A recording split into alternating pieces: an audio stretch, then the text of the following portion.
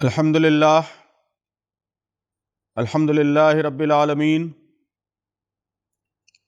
اللہ اکبر کبیرا والحمد للہ کثیرا وسبحان اللہ بکرۃ واصیلا۔ لا الہ الا اللہ وحدہ صدق وعدہ ونصر عبدہ وہزم الاحزاب وحدہ۔ اللہ اکبر لا الہ الا اللہ واللہ اکبر وللہ الحمد۔ فاعوذ باللہ من الشیطان الرجیم، بسم اللہ الرحمن الرحیم۔ شہر رمضان الذی انزل فیہ القرآن ھدی للناس وبینات من الھدی والفرقان، فمن شہد منکم الشہر فلیصم، ومن کان مریضا او علی سفر فعدۃ من ایام اخر، یرید اللہ بکم الیسر ولا یرید بکم العسر، وَلِتُكْمِلُوا الْعِدَّةَ وَلِتُكَبِّرُوا اللَّهَ عَلَى مَا هَدَاكُمْ وَلَعَلَّكُمْ تَشْكُرُونَ۔ صدق اللہ العظیم۔ رب اشرح لی صدری ویسر لی امری واحلل عقدۃ من لسانی یفقہوا قولی۔ محترم بزرگوں، عزیز دوستوں، پیارے بچوں اور محترم ماؤں، بہنوں اور بیٹیوں، السلام علیکم ورحمۃ اللہ وبرکاتہ۔ سب سے پہلے آپ سب کو دل کی گہرائیوں سے عید الفطر کی مبارکباد پیش کرتا ہوں۔ تقبل اللہ منا ومنکم صالح الاعمال، کل عام وانتم بخیر۔ اللہ تعالیٰ سے دعا ہے کہ یہ عید سارے اہل اسلام کے لیے اور ہمارے ملک اور اہل ملک کے لیے اور دنیا کے سارے انسانوں کے لیے خوشیوں کا پیغام لے کر آئے، امن کا پیغام لے کر آئے۔ اللہ کا شکر ہے کہ اس نے ہم سب کو رمضان کے روزوں کی توفیق عطا فرمائی، قیام لیل کی، تراویح کی اور تلاوت و تدبر قرآن کی سعادت بخشی۔ اللہ تعالیٰ ان عبادتوں کو قبول فرمائے اور ان کے ذریعے ہم سب کے اندر حقیقی تقویٰ کی اللہ تعالیٰ افزائش فرمائے۔ سامعین محترم، اسلام کی کوئی عبادت بھی، کوئی عمل بھی بے مقصد نہیں ہے۔ محض رسم ریچول کے طور پر کوئی کام بھی نہیں کیا جاتا۔ ہر عمل کا ایک مقصد ہے۔ یہ ہماری ذمہ داری ہے کہ جس طرح ہم عمل پر توجہ دیتے ہیں، اسی طرح اس کی روح پر، اس کے مقصد پر بھی توجہ دیں۔ رمضان المبارک یہ اللہ تعالیٰ کا ڈیزائن کیا ہوا تربیتی کورس ہے۔ اس کے ذریعے اللہ تعالیٰ ہمارے اندر تقویٰ پیدا کرنا چاہتا ہے، اللہ کی کتاب سے گہرا تعلق اور اس پر عمل کا جذبہ پیدا کرنا چاہتا ہے۔ اللہ تعالیٰ چاہتا ہے کہ رمضان میں ہم کثرت سے قرآن پڑھیں، یہاں تک کہ ہماری نظر قرآنی نظر ہو جائے، ہمارا مزاج قرآنی مزاج ہو جائے، دنیا اور دنیا کے احوال کو دیکھنے کا ہمارا زاویہ، ہمارا اینگل یہ قرآنی اینگل ہو جائے، ہم میں سے ہر ایک کا انفرادی کردار بھی اور پوری امت کا اجتماعی کردار بھی یہ قرآنی کردار ہو جائے۔ قرآن پر عمل کے لیے جن اوصاف کی ضرورت ہے، وہ سارے اوصاف بھی اس ماہ کی عبادت کے ذریعے پیدا کیے جاتے ہیں۔ اس ماہ میں ہم اللہ کی محبت کی دولت سے سرفراز ہوتے ہیں، تقویٰ حاصل کرتے ہیں، صبر کی، شکر کی نعمت حاصل کرتے ہیں، توکل علی اللہ کی دولت سے مالا مال ہوتے ہیں، اپنے جذبات پر، خواہشات پر کنٹرول کرنا سیکھتے ہیں، سیلف کنٹرول کی، ول پاور کی صلاحیت پیدا کرتے ہیں۔ محترم دوستو، عید کے موقع پر ہمیں خاص طور پر یہ کوشش کرنی ہے کہ یہ اوصاف، یہ صفات مستقل ہماری طبیعت کا حصہ بن جائیں۔ پھر سامعین محترم، اللہ تعالیٰ نے مسلمانوں کو عید منانے کا، تہوار منانے کا ایک خاص طریقہ سکھایا ہے، نہایت باوقار، ڈگنیفائڈ، صاف ستھرا، انتہائی کلچرڈ، شائستہ، پاکیزہ طریقہ، جو ہمیں ہماری آئیڈینٹی یاد دلاتا ہے، ہمارا کیریکٹر یاد دلاتا ہے، ہمارے یعنی اس امت کے ڈیفائننگ فیچرز یاد دلاتا ہے، یاد دلاتا ہے کہ اس امت کا اصل کام، اس کا اصل مقصد اللہ کی تکبیر، اس کی بڑائی کا اعلان، اعلاء کلمت اللہ ہے، خدا کے بندوں کو اسی ایک خدا سے جوڑنا، اس کی اطاعت کے لیے آمادہ کرنا، یہ اس امت کا مقصد ہے۔ پھر یہ امت خدا کے بندوں سے سچی محبت کرنے والی امت ہے، دنیا کے دکھ درد دور کرنے والی امت ہے، انسان نواز امت ہے۔ تو عید اور عید کے مختلف مراسم اس امت کا یہ کیریکٹر، اس کی یہ خصوصیات یاد دلاتے ہیں۔ بزرگوں اور دوستو، اس وقت ملک کے جو حالات ہیں، اس میں رمضان المبارک کی تربیت کی بھی اور عید الفطر کے اس پیغام کی بھی اہمیت اور کئی گنا بڑھ گئی ہے۔ یہ عید ہم ایسے حالات میں منا رہے ہیں جبکہ ملک میں کئی مقامات پر نفرت کی، فرقہ پرستی کی آگ بھڑکی ہوئی ہے۔ زہریلے نعروں کے ذریعے، نفرت انگیز تقریروں کے ذریعے، اشتعال انگیز نغموں کے ذریعے فضا کو مکدر کرنے کی کوششیں ہو رہی ہیں۔ جو لوگ ملک کے عوام کی حفاظت کے لیے ذمہ دار ہیں، ملک میں امن و امان کا قیام جن کا فرض ہے، یہ بڑی بدقسمتی کی بات ہے کہ کئی جگہ وہی فتنہ و فساد کے سرخیل بنے ہوئے ہیں۔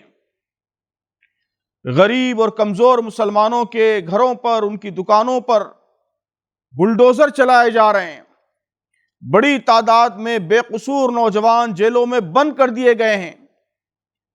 ہمارے ہسٹوریکل کیریکٹر کو، تاریخی کردار کو مسخ کرنے کی کوششیں ہو رہی ہیں، تہذیبی تشخص کو، کلچرل آئیڈینٹی کو مٹانے کی کوششیں ہو رہی ہیں۔ تو یہ سب واقعات بے چین کر دینے والے ہیں، ان پر ہمارا اضطراب اور ہماری بے چینی بالکل فطری ہے، نیچرل ہے۔ لیکن سامعین محترم، رمضان المبارک میں جو تربیت ہم نے حاصل کی ہے، اس کا تقاضا ہے کہ ان حالات کو ہم اسی نگاہ سے دیکھیں جس نگاہ سے قرآن دکھاتا ہے۔ کیا دکھاتا ہے قرآن؟ سب سے پہلی بات ان حالات میں جو ہمیں یاد رکھنی چاہیے کہ ڈر اور خوف یہ ایمان کی ضد ہے۔ اللہ پر ایمان رکھنے والا ایک بندہ مومن، وہ نہ کبھی خوف کا شکار ہو سکتا ہے، نہ مایوسی کا شکار ہو سکتا ہے۔ خوف، ڈر، یہ شیطان کا ہتھ کنڈا ہے۔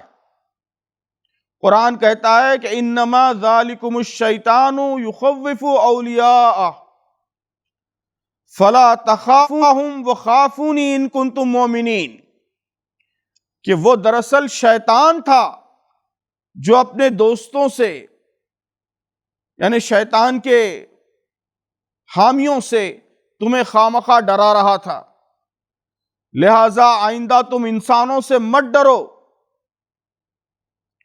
بلکہ مجھ سے ڈرو۔ قرآن کہتا ہے اللہ سے ڈرو اگر تم حقیقت میں صاحب ایمان ہو۔ وَلَا يَحْزُنْكَ الَّذِينَ يُسَارِعُونَ فِي الْكُفْرِ إِنَّهُمْ لَن يَضُرُّوا اللَّهَ شَيْئًا، کہ جو لوگ آج کفر کی راہ میں، اللہ کی نافرمانی اور اس سے بغاوت کی راہ میں دوڑ دھوپ کر رہے ہیں، ان کی ایکٹیویٹیز، ان کی سرگرمیاں تمہیں آزردہ نہ کریں، یہ اللہ کا کچھ بھی بگاڑ نہ سکیں گے۔ تو دوستو، یہ یقین ہے جو قرآن ہمارے اندر پیدا کرتا ہے۔ آج اگر اس امت کے دشمنوں کی فہرست تیار کی جائے تو محترم بزرگوں اور دوستو، پہلے نمبر پر جو سب سے بڑا دشمن آئے گا، اس امت کا جو سب سے بڑا دشمن ہے، وہ ڈر، خوف یا مایوسی کی نفسیات ہے۔ جو طاقتیں اسلام کی، مسلمانوں کی دشمن ہیں، ان کا اصل ہدف یہی ہے کہ مسلمان ڈر کے شکار ہو جائیں، فیئر سائیکوسس کے شکار ہو جائیں، مایوس ہو جائیں، نا امید ہو جائیں۔ بدقسمتی سے بعض مسلمان بھی جانے انجانے میں اس کام میں، یعنی ڈر کو، خوف کو عام کرنے اور مایوسی پھیلانے کے کام میں جٹ جاتے ہیں۔ یاد رکھیے، کسی قوم کے لیے سب سے بڑی تباہی مایوسی اور نا امیدی ہے۔ سخت حالات کی عمر ہمیشہ مختصر ہوتی ہے۔ آج ایسے حالات ہیں، کل نہیں رہیں گے، لیکن اگر پست ہمتی اور خوف کی نفسیات عام ہو جائے تو اس کے جو اثرات ہوتے ہیں محترم بزرگوں دوستوں، وہ دیر پا ہوتے ہیں۔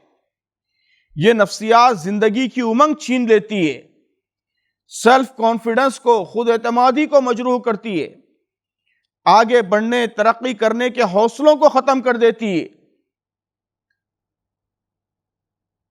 اگر امید کی لو روشن رہے تو بڑی سے بڑی ناکامی اور بھیانک سے بھیانک سانحہ بھی قوموں کی کمر نہیں توڑ سکتا۔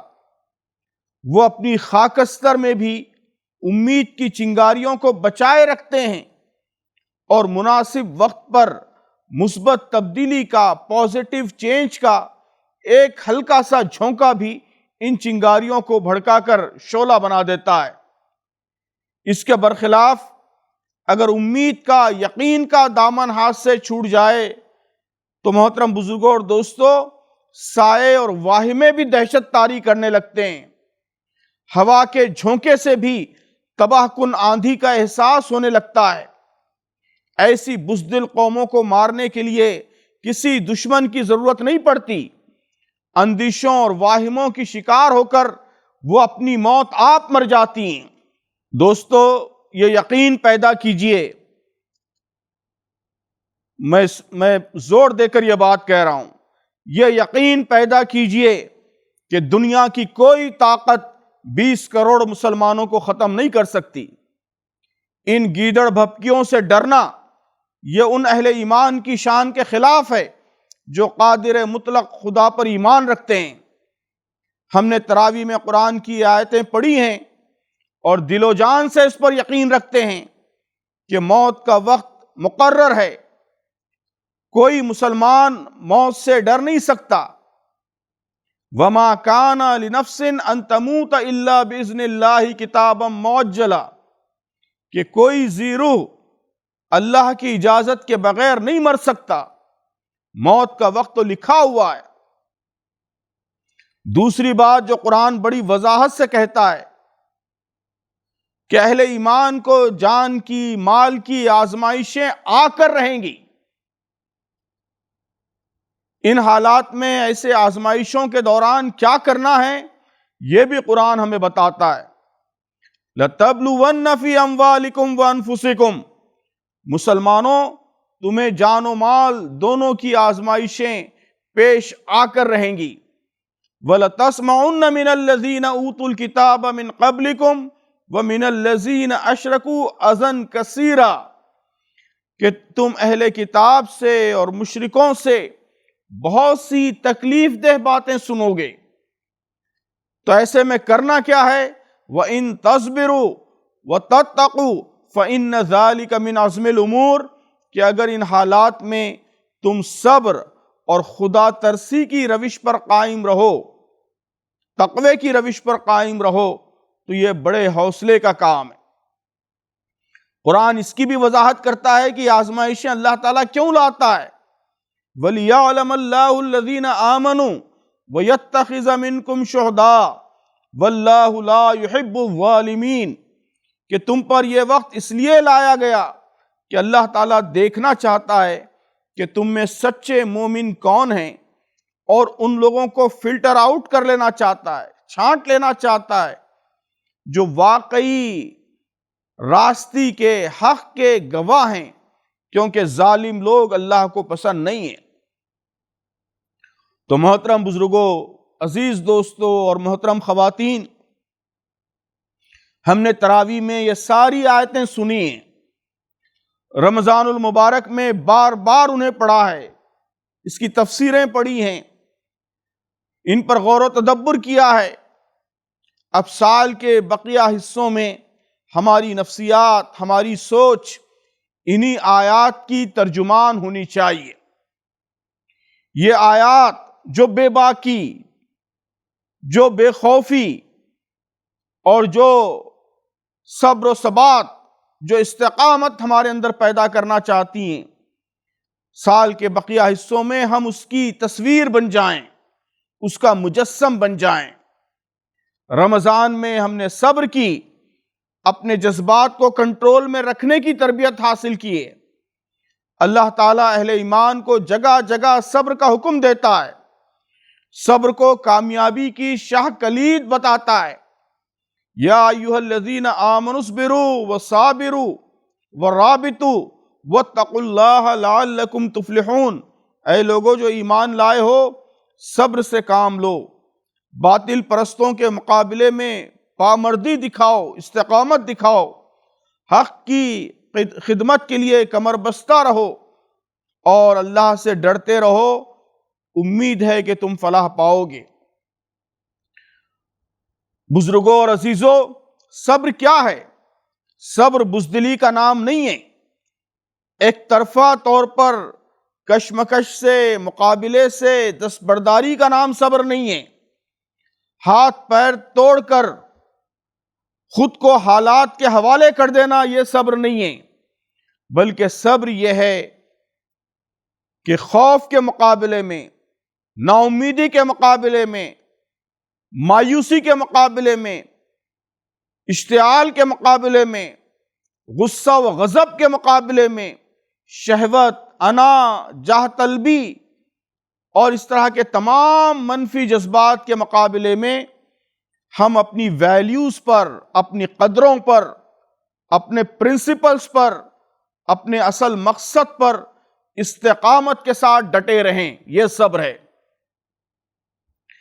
حالات، دنیا کی کوئی طاقت ہم کو اپنے پرنسپل سے، اپنے ویلیوز سے اور اپنے مقصد زندگی سے ہٹا نہ پائے، یہ صبر ہے۔ صبر اپنے آپ پر مکمل کنٹرول کا نام ہے۔ اگر کسی گروہ کو آسانی سے پرووک کیا جا سکے، مشتعل کیا جا سکے، اور وہ پرووکیشن میں آ کر، اشتعال میں آ کر بغیر سوچے سمجھے کوئی غلط قدم اٹھا بیٹھے، تو دوستو یہ اجتماعی بے صبری ہے۔ اسی طرح اگر کسی گروہ کو، کسی قوم کو آسانی سے ڈر کی نفسیات کا شکار بنا دیا جائے، خوف کے جذبات کی شکار بنا دیا جائے، اور اس کے نتیجے میں جن کاموں کو وہ شعوری طور پر ضروری سمجھتی ہے، مناسب سمجھتی ہے، انہیں بھی ڈر کی وجہ سے نہ کر سکے، تو بزرگوں، دوستو، یہ بھی بے صبری ہے۔ تو آج ضرورت اس بات کی ہے کہ ہم کو پرووک کرنے کی، مشتعل کرنے کی جو کوششیں ہو رہی ہیں، ان کوششوں کو بھی صبر و استقامت کے ساتھ ناکام بنا دینے کی صلاحیت ہمارے اندر پیدا ہو، اور ہمیں مایوس کرنے کی، پست ہمت کرنے کی، خوف و ہراس کا شکار بنا دینے کی جو تدبیریں اختیار کی جا رہی ہیں، ان کا مقابلہ کرنے کی بھی صلاحیت ہمارے اندر پیدا ہو، یہ صبر ہے۔ اسی طرح بزرگوں، دوستو، قرآن مجید نے اللہ کی مدد اور نصرت کو جن خوبیوں کے ساتھ، جن اوصاف کے ساتھ کنڈیشنل رکھا ہے، مشروط رکھا ہے، ان میں ایک اہم توکل کی صفت ہے۔ توکل یہ ہے کہ جو کچھ تدبیر ہمارے بس میں ہے اسے ہم کر گزریں، جو کچھ ہمارے لیے ممکن ہے اسے کرنے کی ہر ممکن کوشش کی جائے، اور جو بات ہمارے دائرے اختیار سے پرے ہے، جس پر ہمارا کنٹرول نہیں ہے، اسے اللہ کے حوالے کیا جائے اور اللہ سے اچھی امید رکھی جائے۔ تو سامعین محترم، توکل یہ افراد کو، قوموں کو ممکنات پر ارتکاز عطا کرتا ہے، فوکس آن پاسبلٹیز عطا کرتا ہے۔ جو باتیں ہمارے دائرے اختیار سے باہر ہیں ان کے سلسلے میں خوف اور اندیشے کا شکار ہو جانا، اس کا رونے میں وقت ضائع کرنا، اپنے آپ کو موہوم اندیشوں کا شکار بنا کر ناکارہ کر دینا، جن لوگوں پر آپ کا کوئی کنٹرول نہیں ہے ان کی حرکتوں پر، ان کی شرارتوں پر صرف رونے دھونے میں وقت ضائع کرنا، تو بزرگوں اور دوستوں یہ کمزور، ناکام افراد کی، قوموں کی خصوصیت ہوتی ہے۔ کامیاب افراد کی خصوصیت یہ ہوتی ہے کہ ان کی نظر اپنے مقصود پر ٹکی ہوتی ہے، اپنی منزل پر ٹکی ہوتی ہے۔ جو کچھ ان کے بس میں ہے اور جو کچھ پاسبل ہے اسے کر گزرنے پر ان کی توجہ ہوتی ہے۔ میں کیا کر سکتا ہوں، اس پر میری توجہات کا ارتکاز یہ توکل ہے۔ جو امور ان کے دائرے امکان سے پرے ہیں، میں جو نہیں کر سکتا اس پر میں زیادہ دھیان نہیں دوں گا۔ دوسرے کیا کر رہے ہیں اس سے زیادہ توجہ میری اس پر ہوگی کہ دوسرے جو بھی کریں اس پر میرا رسپانس کیا ہونا چاہیے۔ توکل یہی اسپرٹ پیدا کرتا ہے۔ یہ سوچ کا ایک بالکل مختلف پیراڈائم ہے۔ یہ پیراڈائم افراد کو، قوموں کو، گروہوں کو آپٹیمسٹک بناتا ہے، پریگمیٹک بناتا ہے، جد و جہد پر، عمل پر فوکس عطا کرتا ہے، اپنے مطلوب نتائج پر فوکس عطا کرتا ہے۔ آج محترم بزرگوں، دوستوں، امت مسلمہ کو اسی کی ضرورت ہے۔ ایک اور صفت شکر کی صفت ہے۔ یہ صفت بھی روزوں کے ذریعے ہم نے پروان چڑھائی ہے۔ وَلِتُكْمِلُوا الْعِدَّةَ وَلِتُكَبِّرُوا اللَّهَ عَلَى مَا هَدَاكُمْ وَلَعَلَّكُمْ تَشْكُرُونَ۔ روزوں کا مقصد اللہ نے بتایا ہے کہ تم روزوں کی مدت پوری کرو، جو اللہ نے تم کو نعمت عطا کی ہے اس پر اللہ کی بڑائی بیان کرو، اور تاکہ تم شکر گزار بنو۔ شکر کیا ہے؟ مشکل سے مشکل حالات میں بھی اللہ کی نعمتوں کو دیکھنے اور اللہ کی نعمتوں پر توجہات کو مرکوز کرنے کی صلاحیت کا نام شکر ہے۔ قرآن کے مطابق یہ بھی کامیابی کی لازمی شرط ہے۔ 99 دروازے بند ہوں تو ان بند دروازوں سے سر ٹکرانا، ان بند دروازوں سے سر ٹکراتے ہوئے ماتم میں، سینہ کوبی میں وقت ضائع کرنا، یہ ناشکری ہے۔ اور ایک کھلے ہوئے دروازے کو دیکھنا اور اس کو اپنی توجہات کا مرکز بنا دینا، یہ شکر ہے۔ تو بزرگوں اور دوستوں، آئیے دیکھیں کہ ان حالات میں بھی اللہ تعالیٰ نے ہمارے لیے کیا مواقع رکھے ہیں۔ امید کی کرنیں کہاں سے پھوٹ رہی ہیں۔ آئیے رمضان میں حاصل کیا ہوا سبق ہم عملاً اختیار کریں اور امید کی کرنوں کو اپنی توجہات کا مرکز بنا دیں۔ بزرگوں اور عزیزوں، اللہ نے ہمیں اس ملک میں پیدا کیا ہے، یہی ہمارا میدان عمل ہے۔ اس ملک کے چپے چپے پر ہمارے اسلاف کی قربانیوں کے نقوش موجود ہیں۔ توحید کی روشنی میں ہم ہی نے یہاں حریت کی، آزادی کی شمع روشن کی تھی، انسانی مساوات کے بیج بوئے تھے، تکریم انسانی، ہیومن ڈگنیٹی کا شجر سایہ دار لگایا تھا، آزادی کی جدوجہد میں ہیروئک رول ادا کر کے استعماری طاقتوں کے چنگل سے اس ملک کو آزاد کرایا تھا۔ بزرگوں اور دوستو، ہمارا یہ کردار، ہماری یہ تاریخ، یہ ہمارے اس مقام، اس پوزیشن کے مطابق تھی جو اللہ نے ہمارے لیے مقرر کی ہے۔ ہم مسلمان کوئی قوم نہیں ہیں، کوئی نسلی گروہ نہیں ہیں، بلکہ ہم خیر امت ہیں، اخرجت للناس ہیں، سارے انسانوں کے لیے نکالے گئے ہیں۔ ہم کبھی اتنے خود غرض، اتنے سیلفش نہیں ہو سکتے کہ صرف ہمارے مسائل، ہمارے پرابلمز، صرف ہماری بقا کا سوال ہماری توجہات کا مرکز بن جائے۔ ایسا نہ ماضی میں ہم نے کیا ہے، نہ آج کریں گے۔ ہم اس ملک کو تباہی کے راستے پر جانے نہیں دیں گے۔ ہم رحمان و رحیم پروردگار کے بندے ہیں، دین رحمت کے ماننے والے ہیں، رحمت للعالمین صلی اللہ علیہ وسلم کے امتی ہیں۔ اس ملک کے لیے ہم رحمت تھے، رحمت ہیں اور رحمت رہیں گے۔ ہم قربانیوں کا نذرانہ دے کر اس ملک کو بچائیں گے، یہاں کے تمام انسانوں کو بچائیں گے، ان سے سچی خیرخواہی، یہی ہمارا مقصد اور نصب العین ہے۔ ہم ہدایت کی روشنی سے انہیں منور کریں گے۔ یہاں کا، اس ملک کا ہر مسئلہ ہمارے دم سے حل ہوگا۔ غربت کا مسئلہ، نابرابری کا مسئلہ، چھوت چھات کا مسئلہ، کرپشن کا مسئلہ، فتنہ و فساد کا مسئلہ، اختلاف و انتشار کا مسئلہ، ہر مسئلہ ہمارے دم سے حل ہوگا۔ اس ملک کے لیے ایسیڈ بن کر، سولوشن بن کر ہم ابھریں گے۔ بزرگوں اور دوستو، یہ آزمائشوں کی بھٹی اسی لیے دہکائی گئی ہے کہ ہم کندن بن کر نکلیں اور اپنا یہ کردار ادا کریں۔ تو بزرگوں، عزیزوں اور دوستو،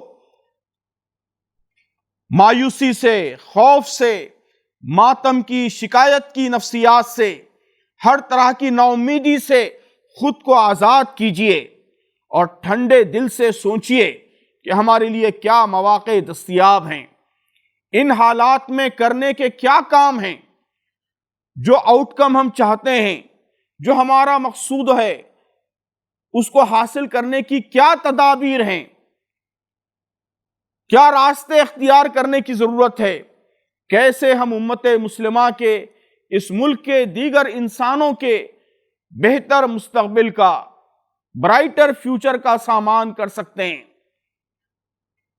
آپ غور کریں گے تو محسوس کریں گے کہ ان حالات میں کرنے کا سب سے اہم کام، بزرگوں اور دوستوں، کرنے کا سب سے اہم کام یہ ہے کہ ہم پوری استقامت کے ساتھ، چٹان کی استقامت کے ساتھ،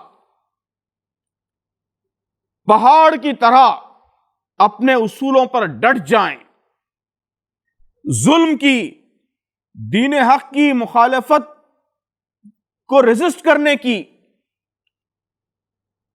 مزاحمت کی سب سے اہم، موسٹ امپورٹنٹ شکل یہی ہے کہ آپ اپنے اصولوں پر، اپنے پرنسپلز پر پوری استقامت کے ساتھ ڈٹے رہیں۔ ایک خدا کی بندگی، اس کے احکام کی پابندی، زندگی کے ہر معاملے میں قرآن کی، اسوہ رسول صلی اللہ علیہ وسلم کی پیروی۔ محترم بزرگوں اور دوستو، یہ ہمارے اٹل اصول ہیں۔ ان اصولوں پر اور زیادہ قوت کے ساتھ ہم جم جائیں گے۔ کیسی ہی مشکلات آئیں، کیسی ہی قیامت ٹوٹے، ہم اپنے اصولوں پر کوئی کمپرومائز نہیں کریں گے۔ ہم کسی کے ساتھ ظلم نہیں کریں گے، لیکن کسی حال میں ظالم کا ساتھ بھی نہیں دیں گے۔ ہر طرح کے مظلوموں کے ہم حامی بنیں گے۔ بزرگوں اور دوستو، اہل حق جب مشکل سے مشکل حالات میں حق پر ڈٹ جاتے ہیں، پہاڑ کی استقامت کے ساتھ حق پر قائم ہو جاتے ہیں، تو اسی سے حق کا حق ہونا واضح ہو جاتا ہے۔ وہ ہر طرح کی مصیبت برداشت کر کے بھی جب اپنے اصول نہیں چھوڑتے، پیٹھ پر آگ کی چٹان کی موجودگی میں بھی عہد عہد کی صدائیں بلند کرتے ہیں، تو سب لوگ ان اصولوں کی طرف متوجہ ہو جاتے ہیں۔ یہ بھی مشکل حالات کا، آزمائشوں کا ایک اہم مقصد ہوتا ہے کہ ان کے ذریعے اللہ تعالی حق کا حق ہونا واضح کر دیتا ہے۔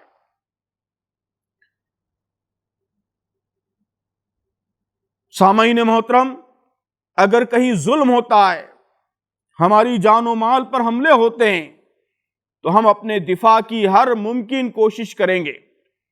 اسلام اس کا حکم دیتا ہے، ملک کا قانون اور آئین اس حق کو، یعنی اپنے دفاع کے حق کو، سیلف ڈیفنس کے رائٹ کو تسلیم کرتا ہے۔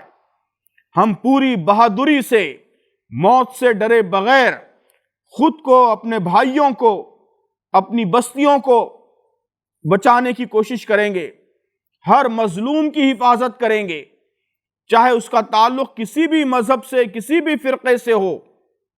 ہم ظلم کے خلاف آواز بھی بلند کریں گے، مظلوموں کے حق کے لیے قانونی جدوجہد بھی کریں گے، مظلوموں کی مدد بھی کریں گے۔ یہ سب کام ہم ضرور کریں گے، لیکن بزرگوں اور دوستو، یہ کام تو short term fire fighting measures ہیں کہ جب کوئی آگ لگتی ہے تو امیڈیٹ آگ کو بجھانے کے لیے جو کام کیے جاتے ہیں اس قسم کے کام ہیں، لیکن اصل ضرورت تو لانگ ٹرم سولوشن کی ہے۔ نفرت کے، ظلم کے، فتنہ و فساد کے جن کو بوتل میں بند کرنے کی ضرورت ہے۔ ٹھنڈے دل سے سوچئے کہ یہ کام کیسے ہو سکتا ہے۔ ملک کے مختلف گروہوں کے درمیان تصادم کا ماحول، مسلمانوں کے خلاف نفرت کا ماحول، یہ کسی کے حق میں بھی نہیں ہے۔ یہ جتنا مسلمانوں کے لیے نقصان دہ ہے، اتنا ہی ملک کے دیگر طبقات کے لیے بھی نقصان دہ ہے۔ ہمیں سوچنا ہے کہ یہاں پائیدار امن کیسے قائم ہو سکتا ہے، کیسے مختلف فرقوں کے درمیان اعتماد کی فضا پروان چڑھائی جا سکتی ہے۔ تو دوستو اور بزرگوں، اس کے لیے ہمیں یہاں کے اوپینین پر، رائے عامہ پر اثر انداز ہونا ہوگا۔ اس ملک کے عوام کے ذہنوں کو، ان کے دلوں کو جیتنا ہوگا، نفرت کی جڑوں کو تلاش کرنا ہوگا، ان کو ایڈریس کرنا ہوگا۔ عزیزوں اور بزرگوں، اس ملک میں 4 طرح کے لوگ ہیں۔ ایک چھوٹی تعداد شر پسندوں کی ہے، نفرت کے سوداگروں کی ہے، جنہیں نفرت کی، حسد کی، غیظ و غضب کی شراب پلا کر اندھا کر دیا گیا ہے۔ دوسرا گروہ، ایک بڑی تعداد ان لوگوں کی ہے جو غلط فہمیوں کے شکار ہو رہے ہیں، پہلے گروہ کے نفرت کے ایجنڈے کو دھیرے دھیرے سبسکرائب کر رہے ہیں۔ جتنا ہم غافل رہیں گے، ان لوگوں کی تعداد بڑھتی رہے گی اور ہماری مشکلات میں اضافہ ہوتا رہے گا۔ تیسرا گروہ، بہت بڑی تعداد ان لوگوں کی ہے جو ملک میں امن و امان چاہتے ہیں لیکن خاموش ہیں، ظلم کے خلاف، نفرت کے خلاف آواز بلند کرنے کا حوصلہ، ہمت نہیں پاتے۔ اور چوتھا گروہ محترم دوستو، ایک تعداد ان لوگوں کی بھی ہے جو پوری بہادری سے نفرت کے خلاف، پولرائزیشن کے خلاف، تفریق کے خلاف، ہیٹ کے خلاف لڑ رہے ہیں۔ ہم سے زیادہ مسلمانوں کے حقوق کے لیے آواز بلند کر رہے ہیں۔ ہماری کوشش ہونی چاہیے کہ یہ چوتھا گروپ مضبوط ہو، اسے اور طاقت ملے۔ تیسرا گروہ جو خاموش ہے اس کے ضمیر کو جھنجھوڑا جائے، بیدار کیا جائے، ملک میں امن و امان کے قیام کے لیے اسے آمادہ کیا جائے۔ دوسرا گروہ جو نفرت کے ایجنڈے کا شکار ہو رہا ہے، غلط فہمیوں کا شکار ہو رہا ہے، اسے شکار ہونے سے روکا جائے، اس تک پہنچا جائے، آؤٹ ریچ بڑھائی جائے، صحیح بات کمیونیکیٹ کی جائے۔ اور پہلا گروہ جو سب کچھ جان بوجھ کر فتنہ و فساد کے راستے پر گامزن ہے، اسے آئسولیٹ کیا جائے۔ محترم سامعین، مایوس تو ہم اس گروہ سے بھی نہیں ہوں گے، یہ ہمارے داعیانہ مزاج کے منافی ہے۔